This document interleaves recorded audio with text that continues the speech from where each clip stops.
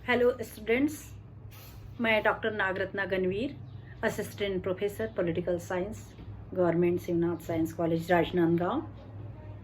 मैं BA part 2 के विद्यार्थियों को पेपर फर्स्ट पाश्चात्य राजनीतिक चिंतन का प्लेटो का न्याय सिद्धांत बताऊंगी। फर्स्ट यूनिट का है ये। सबसे पहले तो आप लोग नोटबुक निकालिए और नोट करते जाइए। क्योंकि प्लेटो बीए में भी है और एमए में भी पढ़ेंगे, तो अभी से आपके नोट्स बने रहेंगे तो बहुत ही अच्छा होगा। प्लेटो के न्याय सिद्धांत में हम सबसे पहले प्लेटो का जीवन परिचय बताएंगे, प्लेटो की रचनाएं थोड़ा देखेंगे, फिर प्लेटो का न्याय सिद्धांत बताएंगे। न्याय सिद्धांत में प्लेटो के वर्तियों ने न्याय के संबंध में जो विचार रखे थे उसका प्लेटो के द्वारा किस तरह खंडन किया गया वो बताएंगे। प्लेटो के न्याय सिद्धांत की विशेषता बताएंगे और प्लेटो की न्याय सिद्धांत की आलोचना बताएंगे। तो हम देखते हैं, प्लेटो एक महान दार्शनिक है और यूनान की धरती पर, पवित्र धरती से हम जानते हैं राजनीति विज्ञान का प्रारंभ हुआ। यूनान में दो महान विचारक जन्म लिए, प्लेटो और अरस्तु। प्लेटो को पाश्चात्य जगत का प्रथम राजनीतिक दार्शनिक भी कहा जाता है। प्लेटो का जन्म यूनान के एक नगर राज्य एथेंस में 428 ईसा पूर्व एक कुलीन परिवार में हुआ था। प्लेटो के पिता का नाम था एरिस्टोन और माता का नाम था परिकिटियन। प्लेटो के जो पिता थे वो एथेंस के अंतिम राजा कार्ड्स के वंशज थे और माता जो थी सोलन वंश से संबंधित थी। प्लेटो को उच्च कुल, वैभव और अद्वितीय सौंदर्य और प्रखर बुद्धि प्राप्त थी। प्लेटो का वास्तविक नाम था एरिस्टोक्लीस, लेकिन उसका जो शिक्षक था वह उसे चूंकि प्लेटो बहुत सुंदर था, चौड़ा चेहरा और चौड़े कंधे थे, इसलिए उसको प्लेटो कहता था और वह प्लेटो के उपनाम से ही प्रसिद्ध हुआ। प्लेटो ने प्रारंभिक शिक्षा प्राप्त करने के बाद वह 20 वर्ष की अवस्था में सुकरात के विद्यालय में उसे भेज दिया जाता है। 8 वर्ष तक वह सुकरात के चरणों में रहकर ज्ञानार्जन करता है। क्योंकि प्लेटो कुलीन वर्ग में जन्म लिया था, इसलिए उसका पूरा इंटरेस्ट जो है, उसकी पूरी जो इच्छा है वो राजनीति में जाने की थी। लेकिन प्लेटो का गुरु जो था सुकरात, उसको एथेंस वासियों ने मृत्यु दंड दे दिया 399 ईस्वी में। तो विश्व के सर्वश्रेष्ठ मानव सुकरात को अपने आंखों के सामने लोगों ने जब मृत्यु दंड दिया, इसका बहुत ज्यादा प्रभाव, उसका बहुत ज्यादा आघात उसके दिल पर पड़ा, प्लेटो पर, और वह एथेंस छोड़कर वह चला जाता है और वह करीब 11 वर्षों तक मिस्र, इटली, यूनान में भ्रमण करता है। ऐसा माना जाता है कि भारत में भी वो आया था और गंगा नदी के तट पर कुछ समय तक रहा। इस काल में वह सिसिली गया। वहां सिसिली में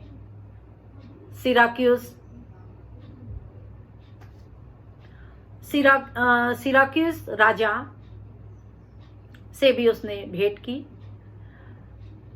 और एक युग बीत जाने के बाद पितृभूमि की पुनः उसे याद सताती है। वह वापस एथेंस आ जाता है। सुकरात की जो अकादमी थी जहां उसने पहले अध्ययन किया था, वहां पर पुनः आ जाता है और उस अकादमी को में पुनः अध्ययन प्रारंभ करता है, अध्यापन प्रारंभ करता है। ऐसा माना जाता है कि वह पूरे यूरोप का पहला विश्वविद्यालय था। प्लेटो की जो अकादमी थी वो यूरोप की प्रथम यूनिवर्सिटी कहा जाता है। उसने अपने जीवन के करीब 49 वर्ष जो है एक दार्शनिक अध्यापक के रूप में यहीं पर बिताए। और प्लेटो ने अपने अकादमी में, विद्यालय में जो है प्रवेश द्वार पर ही लिखा था कि गणित और ज्यामिति के ज्ञान के बिना प्रवेश निषेध है। वहां पर सभी भाषाओं का राजनीति, कानून, दर्शन, सारे विषयों की शिक्षा दी जाती थी, लेकिन गणित और ज्यामिति पर विशेष ध्यान दिया गया था। प्लेटो पर सुकरात जैसे महान गुरु का बहुत ज्यादा प्रभाव पड़ा था। सुकरात का मानना था कि मनुष्य की नैतिक प्रकृति में सुधार करना चाहता था, लेकिन एथेंस के जो सोफिस्ट थे वो कहते थे कि मनुष्य जो है स्वार्थी है, लालची है, क्रोधी है, उसमें सुधार संभव नहीं है। और इसलिए सुकरात में और सोफिस्टों में मतभेद हुआ। सुकरात का कहना था ज्ञान ही सद्गुण है, ज्ञान से ही गुणों की प्राप्ति होती है और गुण प्राप्ति से ही आत्मज्ञान होता है। इसलिए सुकरात का लक्ष्य आत्मज्ञान प्राप्त करना था। सुकरात में एक आदर्श नागरिकता के गुण थे।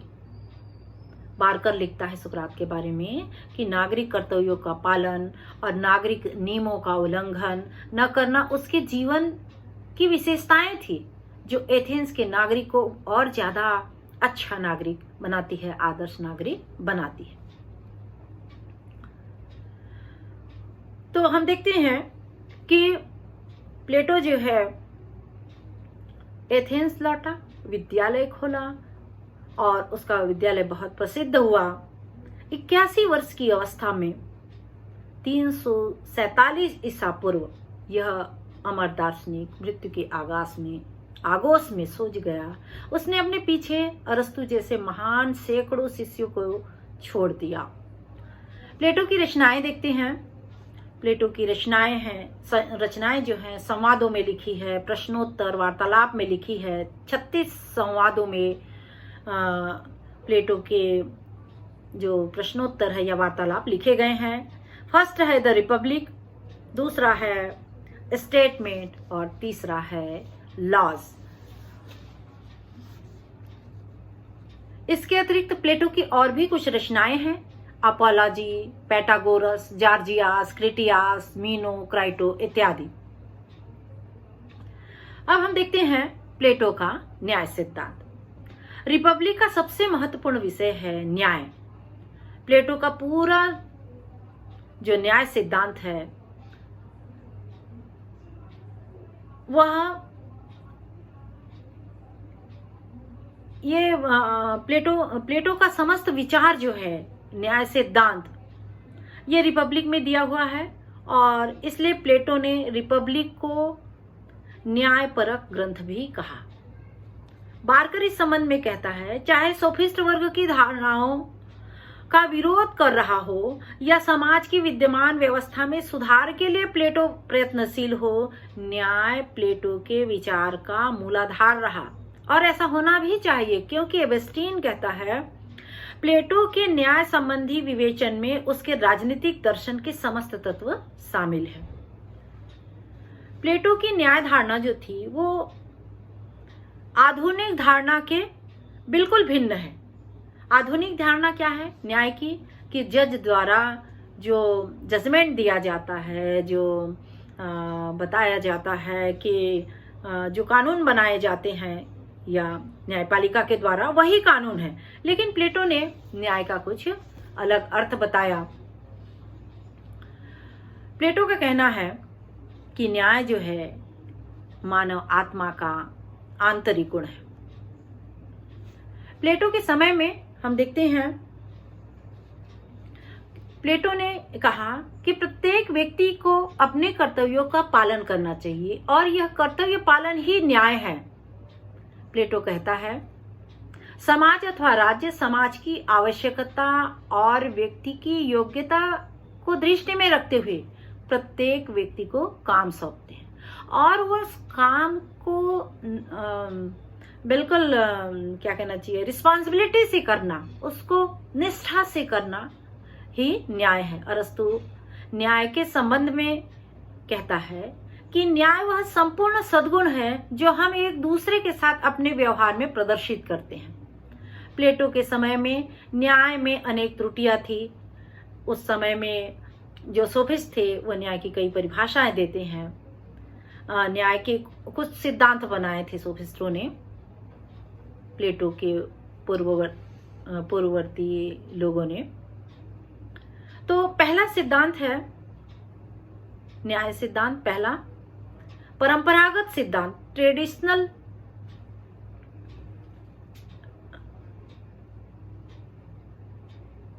जो ये सिद्धांत है इसमें कहा गया, यहां पर सेफालस और पॉलीमार्कस ये दो लोगों के संवाद मुख्य हैं। सेफालस कहता है सत्य बोलना और दूसरों के ऋण को चुकाना ही न्याय है। पॉलीमार्कस कहता है प्रत्येक व्यक्ति को उसके प्रति उचित व्यवहार देना ही न्याय है। आगे वह कहता है कि न्याय एक कला है, कला चतुराई के साथ प्रयोग करने का नाम है। अतः मित्र के साथ श्रेष्ठ और शत्रु के साथ बुरा व्यवहार करना ही, घृणित व्यवहार करना ही न्याय है। किंतु प्लेटो ने इन दोनों ही संवादों का खंडन किया।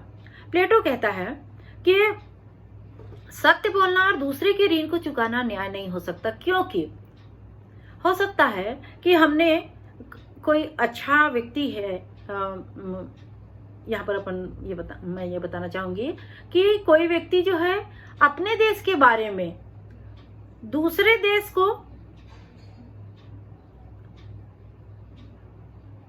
अपनी गोपनीय बात को बताता है, तो ये न्याय नहीं हो सकता। इसी तरह से दूसरे को ऋण चुकाना ही न्याय नहीं हो सकता। क्यों?